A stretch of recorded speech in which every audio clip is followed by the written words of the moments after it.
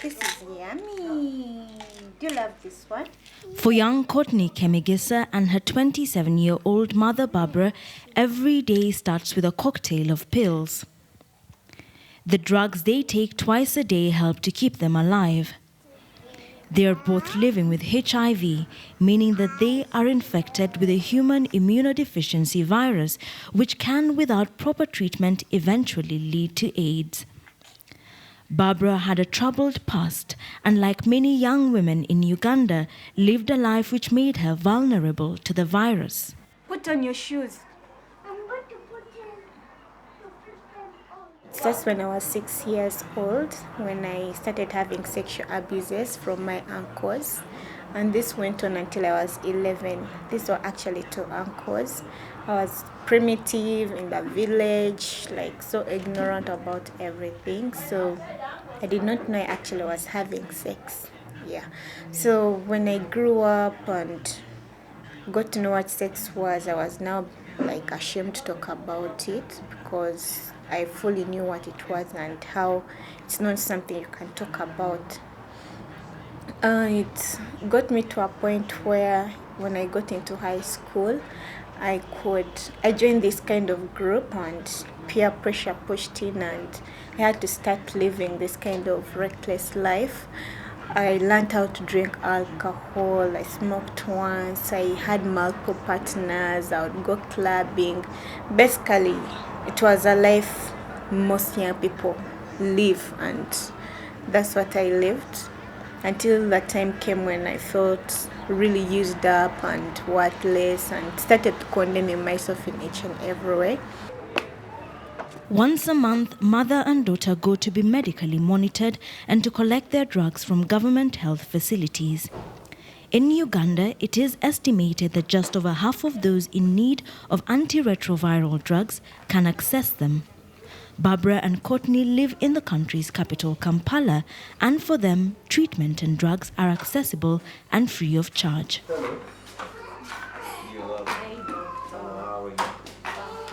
Courtney, how are you today?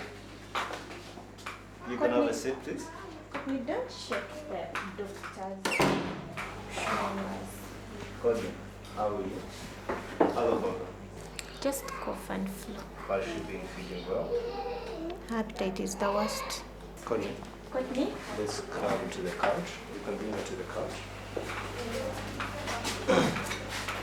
Courtney, please take off your shoes. It is recommended that all HIV-positive children under the age of 2 start receiving ARVs. Dr. Serubanja examines Courtney for any side effects. It is important to monitor the patient's health status regularly. When a child is diagnosed with HIV, they need to be referred to a center where they can be provided for HIV specialized care. This care includes antiretroviral therapy, which decreases the HIV virus. It includes septin prophylaxis, which also prevents other HIV-related diseases. It includes multivitamins to improve on the child's appetite. Other things that a child has to do with HIV, they have to be immunized like all normal children. They have to have good nutrition so that they can grow and have a healthy life. Barbara attends a different clinic. She has recently missed several doses of her medication owing to her busy schedule. Her doctor is concerned that this could set her back. If you don't take your medicine well, it will work for a very short time. But if you take it well, you can take it for a very long time. And so far, you've taken it for 4 years. And for the 4 years you've been taking it, your CD4s have been rising and you're healthier. And that should continue if you keep taking your medications well. And you can live a very long life even after this. But I don't have AIDS. You know, I have HIV. Those two are different things.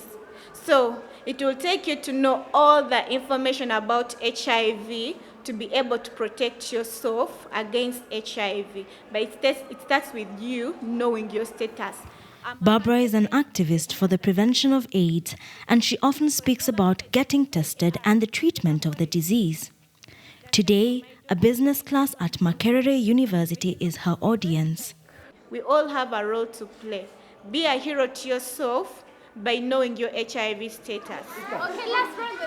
For Fortunately, life is not just HIV. It is sports day at Courtney's school, and mother and daughter are joyfully taking part in the activities. But life is expensive, and Barbara has to channel most of the funds she earns from speaking engagements to Courtney's education. I have quite a lot of responsibility. Like, for example, my daughter is at school. She pays I pay over 600 and above.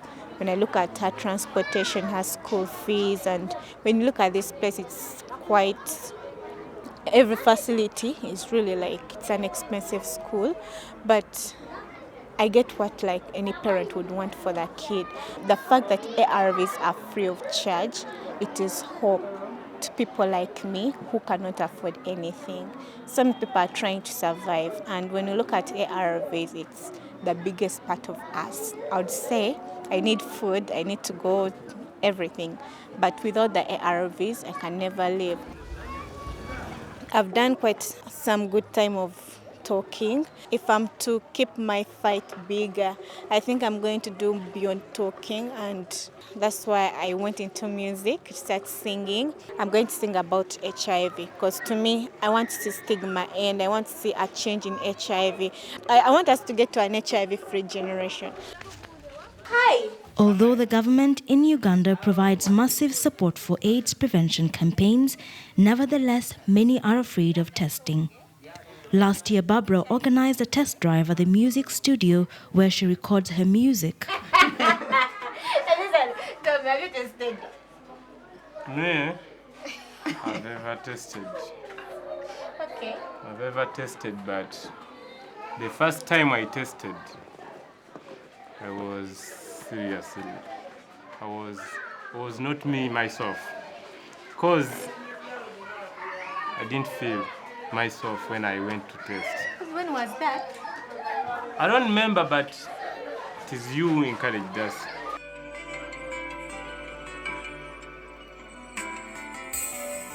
The virus has eaten every bit of me. I wonder how I got up to sing, yeah. Anyway, I'm here to break you and tell the world that you are wrong.